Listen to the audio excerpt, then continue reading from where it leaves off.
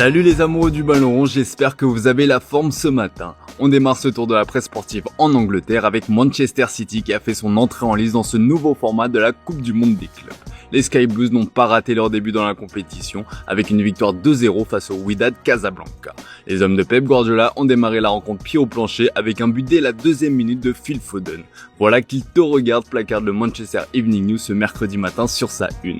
Après une saison galère, l'anglais est déterminé à retrouver sa forme et ça commence très bien. Jérémy Doku a marqué le but du break avant que Rico Lewis ne voie rouge à la fin du match avec un tacle non maîtrisé comme le relaye le Daily Star. Cette rencontre était aussi le théâtre des grands débuts de Ryan Cherki sous le maillot de Manchester City, des débuts mitigés pour l'ancien de l'OL, juge l'équipe. Maladroit, pas assez incisif et même un peu trop timide, Cherki s'est globalement manqué pour sa grande première. Il est sorti à l'heure de jeu remplacé par Erling Haaland. Après la rencontre, Pep Guardiola a tenu à encenser son joueur, assurant qu'il a eu de bons moments et qu'il est heureux de l'avoir. Mais sur les réseaux sociaux, Cherki n'a pas été épargné. Certains se sont moqués du poids du joueur, alors que d'autres ont souligné sa transparence sur les terrains. En France, Paulo Breitner, consultant pour RMC Sport, s'interroge sur le choix de City. Il considère que la direction a fait un choix par défaut en prenant Cherki plutôt que Wirtz. Du côté de Manchester United, Sir Jim Ratcliffe a pris une décision qui fait enrager les supporters comme le relaye le Daily Star. Pour augmenter les revenus, il a notamment décidé d'augmenter les prix des billets. Il faudra désormais débourser jusqu'à 90 livres pour assister à un match à Old Trafford. À titre de comparaison, le billet à domicile le plus cher la saison dernière était de 66 livres. Pour être complet, The Times relaye que la fédération anglaise a confirmé que Mudryk est bel et bien accusé d'avoir enfreint les règles d'antidopage. Il risque jusqu'à 4 ans de suspension. Pour rappel, le joueur de Chelsea est suspendu des terrains depuis le mois de décembre 2024. Direction l'Espagne avec le Real Madrid qui s'est loupé pour la grande première de Xabi Alonso. Opposé à Al Hilal, les Madrilènes ont été tenus en échec, score nul, un but partout. Federico Valverde a manqué la balle de match en ratant un penalty dans les dernières minutes. Déception, placarde le journal Marca sur sa une. Sans Mbappé, affaibli par une importante épidémie virale, le Real Madrid a été en manque d'idées, à l'image de son duo Vinicius Junior Bellingham. Mundo Deportivo relaye aussi les mauvais débuts de l'ère Xabi dans son encart. Pour le journal AS, le constat est clair, Xabi a du travail.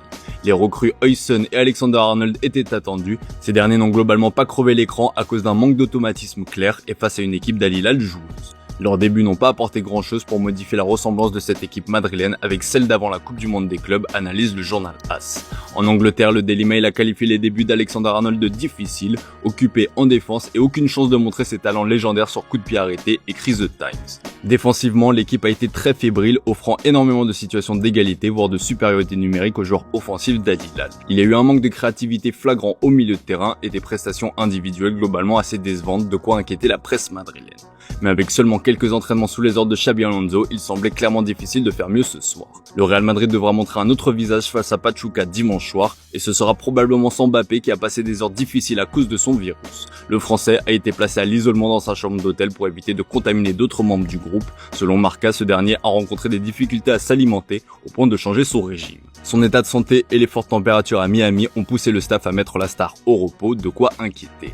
En Catalogne, ça s'enflamme pour le premier transfert de l'été, un certain Joan Garcia. Le FC Barcelone a payé la clause libératoire du gardien de l'Espagnol qui rejoint donc le club rival.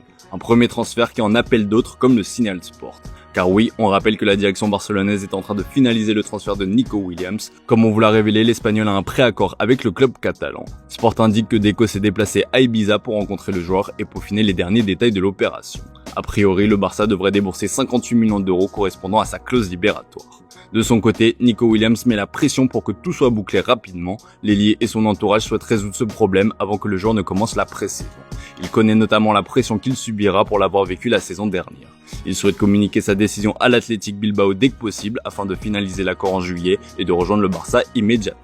En tout cas, en interne, Joan Laporta considère son arrivée comme bouclée, comme il l'a expliqué lors d'une prise de parole devant les socios. Nous faisons un bon travail pour nous adapter aux règles du fair play financier de la Liga. Nous sommes sur le point de conclure un transfert qui est imminent.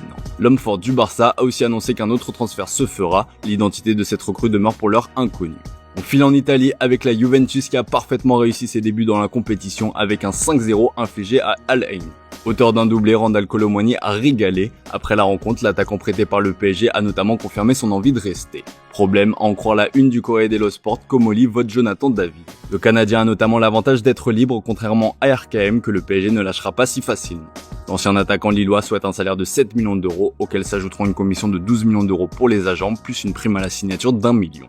Cet intérêt poussé s'explique par le refus de Victor Gyökeres, comme l'explique Ojogo dans ses pages intérieures. L'attaquant suédois a fait d'Arsenal sa préférence. Le Golgoth du Sporting se voit bien jouer en première ligue et disputer un duel à distance avec Erling Haaland. L'Inter de son côté a trouvé son nouvel attaquant, il s'agit d'Anjuan Boni.